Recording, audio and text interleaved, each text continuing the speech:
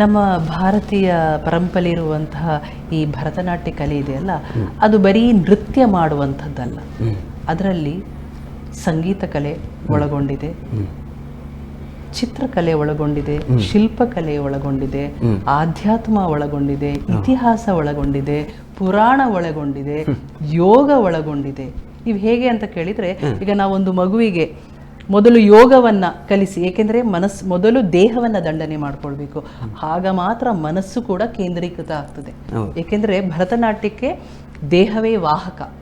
ಆ ದೇಹ ಯಾವಾಗ ಒಂದು ಕಲಾವಿದ ಕೈ ಹತೋಟಿಯಲ್ಲಿದೆಯೋ ಆಗ ಮಾತ್ರ ತಾನು ಏನು ಪ್ರೇಕ್ಷಕನಿಗೆ ಕೊಡ್ಲಿಕ್ಕೆ ಸಾಧ್ಯ ಅಥವಾ ಏನು ಪ್ರೇಕ್ಷಕನಿಗೆ ಕೊಡಬೇಕು ಅಂತ ಅಂದ್ಕೊಂಡಿದ್ದಾರೋ ಅದನ್ನು ಕೊಡ್ಲಿಕ್ಕೆ ಸಾಧ್ಯ. ಹಾಗಾಗಿ ಅಲ್ಲಿ ದೇಹದಂಡನೆಯನ್ನು ಮೊದಲು ಮಗು ಕಲಿತದೆ. ಅದಾದಮೇಲೆ ಮನಸ್ಸನ್ನು ಹೇಗೆ ಕೇಂದ್ರೀಕೃತಗೊಳಿಸ್ಕೊಳ್ಬೇಕು ಅಂತ ಹೇಳುವಂಥದ್ದು.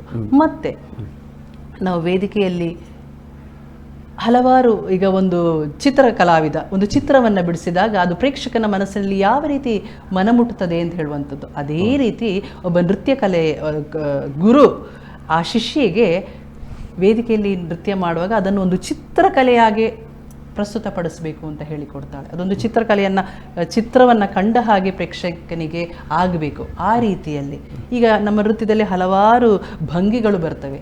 ಹಾಗಾದಾಗ ಶಿಲ್ಪಕಲೆಯಲ್ಲಿ ಯಾವ ಯಾವ ರೀತಿಯ ಭಂಗಿಗಳಿದೆ, ಪಾದಭೇದಗಳು ಹೇಗಿದೆ, ಹಸ್ತಭೇದಗಳು ಹೇಗಿದೆ, ಇದನ್ನೆಲ್ಲ ಆ ಮಗು ಕಲಿಬೇಕಾಗ್ತದೆ. ಹಾಗಾದಾಗ ಶಿಲ್ಪಕಲೆಯನ್ನು ಕಲಿತ ಹಾಗಾಯಿತು. ಇನ್ನು ನಾವು ಏನನ್ನ ಪ್ರಸ್ತುತಪಡಿಸ್ತೀವಿ, ಇತಿಹಾಸವನ್ನ ಪ್ರಸ್ತುತಪಡಿಸ್ಬೋದು, ಪುರಾಣ ಕಥೆಗಳನ್ನ ಪ್ರಸ್ತುತಪಡಿಸ್ಬೋದು. ರಾಮಾಯಣ ಮಹಾಭಾರತದ ಕಥೆಗಳು ಗೊತ್ತಿಲ್ಲದೆ ಪಾತ್ರಗಳನ್ನ ವೇದಿಕೆಯಲ್ಲಿ ನಿರ್ವಹಿಸೋದು ಬಹಳ ಕಷ್ಟ ಅಲ್ವಾ? ಹೌದು, ಇದರಿಂದ ಪುರಾಣ ಸಾಹಿತ್ಯದ ಪರಿಚಯ ಮಕ್ಕಳಿಗೆ ಖಂಡಿತ. ಇತಿಹಾಸ ಪುರಾಣವನ್ನ ಕಲಿತಾಗ ಅದರಲ್ಲಿ ಬಹಳಷ್ಟು ಮೌಲ್ಯಗಳನ್ನ ಮಗುವಿಗೆ ಕಲೀಲಿಕ್ಕೆ ಇರ್ತದೆ, ನೈತಿಕತೆಯನ್ನು ಮಕ್ಕಳಿಗೆ ಸಿಗುವಂಥದ್ದು ಇರ್ತದೆ. ಹಾಗಾದಾಗ ಅಲ್ಲಿ ಏನಾಗ್ತದೆ, ಒಂದು ಮಗುವಿನ ಸಂಪೂರ್ಣ ವೈಯಕ್ತಿಕ ಬೆಳವಣಿಗೆ ಅಲ್ಲಿ ನಡೀತಾ ಇರ್ತದೆ. ಹಾಗಾಗಿ ಬಹುಶಃ ನಾನು ಒಂದು ಪೇರೆಂಟೆ, ಎಲ್ಲರೂ ಇವತ್ತಿನ ಕಾಲದಲ್ಲಿ ಮಗುವನ್ನ ಒಂದು ನೃತ್ಯ ಕ್ಷೇತ್ರಕ್ಕೆ, ನೃತ್ಯ ಕಲಿಯುವಿಕೆಗೆ ಹಾಕಿದ್ರೆ ಆ ಮಗುವಿನ ಸಂಪೂರ್ಣ ಒಂದು ವೈಯಕ್ತಿಕ ಅಭ್ಯುದಯಕ್ಕೆ ಕಾರಣರಾಗ್ತಾರೆ ಅಂತ ಹೇಳ್ತೇವೆ. ಓಕೆ ಮೇಡಮ್, ಇವಾಗ ಭರತನಾಟ್ಯದಲ್ಲಿ ಸಂಗೀತ ಅನ್ನುವಂಥದ್ದು ಎಷ್ಟು ಅಗತ್ಯ ಇದೆ ಒಂದು, ಮತ್ತು ಇನ್ನೊಂದು ಮೇಡಮ್, ಇವಾಗ ನಮ್ಮ ಹತ್ರ ಇರುವಂಥ ಟ್ಯಾಲೆಂಟ್ ಏನಿದ್ರು ಕೆಲವೊಮ್ಮೆ ಗಾಡ್ ಗಿಫ್ಟ್ ಅಂತ ಹೇಳ್ತೇವೆ. ಉದಾಹರಣೆಗೆ ಈಗ ನಾವು ಸಂಗೀತ ಕಲಿಬೇಕು ಅಂತ ಹೇಳಿದರೆ, ಉದಾಹರಣೆಗೆ ನನಗೆ ಒಂದು ಸಂಗೀತ ಕಲಿಬೇಕು ಅಂತ ಹೇಳಿದರೆ ಅದಕ್ಕೆ ರಾಗ ಬೇಕು. ರಾಗ ಇಲ್ಲ ಅಂತ ಹೇಳಿದರೆ ಸಂಗೀತ ಕಲೀಲಿಕ್ಕೆ ಸಾಧ್ಯ ಇಲ್ಲ. ಆದರೆ ಭರತನಾಟ್ಯದಂಥ ಒಂದು ಕಲೆಯನ್ನು ಕಲಿಬೇಕು ಅಂತ ಹೇಳಿದರೆ ಚಿಕ್ಕಂದಿನಲ್ಲಿ ಅವರು ಒಂದಿಷ್ಟು ಆಸಕ್ತಿಯಿಂದ ಅಭ್ಯಾಸವನ್ನು ಮಾಡಿದ್ದಾರೆ ಅಂತ ಹೇಳಿದರೆ ಖಂಡಿತವಾಗ್ಲೂ ಆ ಭರತನಾಟ್ಯದಲ್ಲಿ ಯಶಸ್ಸನ್ನು ಸಾಧಿಸ್ಬೋದು ಎನ್ನುವಂಥದ್ದು ಎಷ್ಟರ ಮಟ್ಟಿಗೆ ಸರಿಯನ್ನು? ಖಂಡಿತ.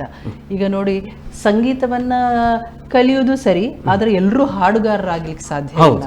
ಅದು ಏನು ಒಳ್ಳೆಯ ಶಾರೀರ ಅಂತ ಹೇಳುವಂಥದ್ದು, ಕಂಠ ಅಂತ ಹೇಳುವಂಥದ್ದು ಅದು ಒಂದು ಗಾಡ್ಸ್ ಗಿಫ್ಟ್. ಆದರೆ ಹೆಚ್ಚಿನವರು ಈಗ 100 ಮಕ್ಕಳು ನೃತ್ಯ ಕಲಿತರೆ ಅದರಲ್ಲಿ 100 ಮಕ್ಕಳು ನೃತ್ಯ ಕಲಾವಿದರಾಗ್ಲಿಕ್ಕೆ ಸಾಧ್ಯ ಇದೆ. ಸಾಧ್ಯ ಇದೆ. ಏಕೆಂದ್ರೆ ಅಲ್ಲಿ ಅಂಗಶುದ್ಧಿ ಒಂದು ಕಡೆ, ಕೆಲವು ಮಕ್ಕಳು ಅಂಗಶುದ್ಧಿಯಲ್ಲಿ ಮೇಲ್ಗೈ ಇರಬಹುದು, ಕೆಲವು ಮಕ್ಕಳು ಚಂದದಲ್ಲಿ ಅಭಿನಯ ಮಾಡಬಹುದು, ಇನ್ನು ಕೆಲವು ಮಕ್ಕಳಿಗೆ ಕೋರಿಯೋಗ್ರಫಿಯ ಒಂದು ಒಳ್ಳೆಯ ಕೋರಿಯೋಗ್ರಫಿ ಮಾಡುವಂತಹ ಕೆಪಾಸಿಟಿ ಇರ್ತದೆ. ಹಾಗಾಗಿ 100 ಮಕ್ಕಳು ಕೂಡ ತೊಡಗಿಸ್ಕೊಂಡ್ರೆ ಒಳ್ಳೆಯ ನೃತ್ಯ ಕಲಾವಿದರಾಗ್ಲಿಕ್ಕೆ ಸಾಧ್ಯ ಇದೆ. ಓಕೆ ಮೇಡಮ್, ನೀವೀಗ ಹೇಳೋದ್ರಲ್ಲಿ ಒಂದಿಷ್ಟು ಉತ್ತರ ನಮಗೆ ಸಿಕ್ತು. ಭರತನಾಟ್ಯ ಕಲಿಯುವವರು ಯುವ ಕಲಾವಿದರು ಇರ್ಬೋದು ಅಥವಾ ಸಣ್ಣ ಪುಟ್ಟ ವಿದ್ಯಾರ್ಥಿಗಳು ಇರ್ಬೋದು, ಅವರ ಮಾನಸಿಕ ಮತ್ತು ದೈಹಿಕ ಆರೋಗ್ಯವನ್ನು ಕಾಪಾಡೋದ್ರಲ್ಲಿ ಭರತನಾಟ್ಯ ಅನ್ನುವಂಥದ್ದು ಯಾವ ಪಾತ್ರವನ್ನು ವಹಿಸ್ತದೆ ಅನ್ನುವಂಥದ್ದು? ಖಂಡಿತ. ನಾನು ಆಗಲೇ ಹೇಳಿದಾಗೆ ನಾವು ನಮ್ಮ ತರಗತಿಯಲ್ಲಿ ಮೊದಲು ಯೋಗದಿಂದ ನೃತ್ಯವನ್ನು ಪ್ರಾರಂಭ ಮಾಡ್ತೇವೆ.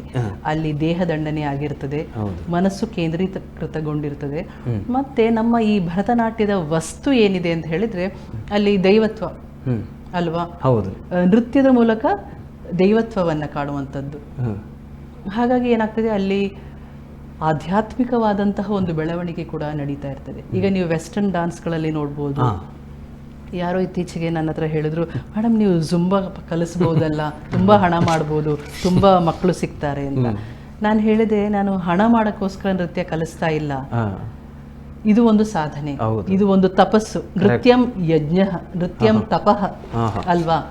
ಹಾಗಿರ್ಬೇಕಾದ್ರೆ ಅದು ನಾನಾಗಲೇ ಹೇಳಿದಾಗೆ ಒಂದು ಮಗುವಿನ ಸರ್ವತೋಮುಖ ಬೆಳವಣಿಗೆ ಮಾತ್ರ ಅಲ್ಲ, ಅದೇ ಸಂಸ್ಕಾರವನ್ನು ಬೆಳೆಸುವಿಕೆ ಅದರಲ್ಲಿರೋದ್ರಿಂದ ನಾವು ಆ ನಿಟ್ಟಿನಲ್ಲಿ ಚಿಂತನೆ ಮಾಡ್ತಾ ಹೋಗ್ತೀವಿ. ಮೇಡಮ್, ಈಗ ಭರತನಾಟ್ಯದಲ್ಲಿ ವಿವಿಧ ಪ್ರಕಾರಗಳು ಹೇಳಲಿಕ್ಕೆ ತುಂಬ ಇರ್ಬೋದು, ಅದರ ಒಂದು ಸೂಕ್ಷ್ಮವಾಗಿ ವಿವಿಧ ಪ್ರಕಾರಗಳು ಯಾವುದು ಅಂತ ಹೇಳ್ಬೋದು? ಅಂದರೆ ಶೈಲಿಗಳು ಅಂತ ಹೇಳ್ಬೋದು ನಾವು. ಭರತನಾಟ್ಯದಲ್ಲಿ ನಮಗೆ ಮೈಸೂರು ಶೈಲಿ, ಕಲಾಕ್ಷೇತ್ರ ಶೈಲಿ, ಅಂದರೆ ಬಾಣಿ ಅಂತ ಹೇಳ್ತೇವೆ, ಪಂದನಲ್ಲೂರು ಬಾಣಿ, ಹೀಗೆ ವದವೂರು ಬಾಣಿ, ಹೀಗೆ ಶೈಲಿಗಳನ್ನು ನಾವು ನೋಡ್ಬೋದು.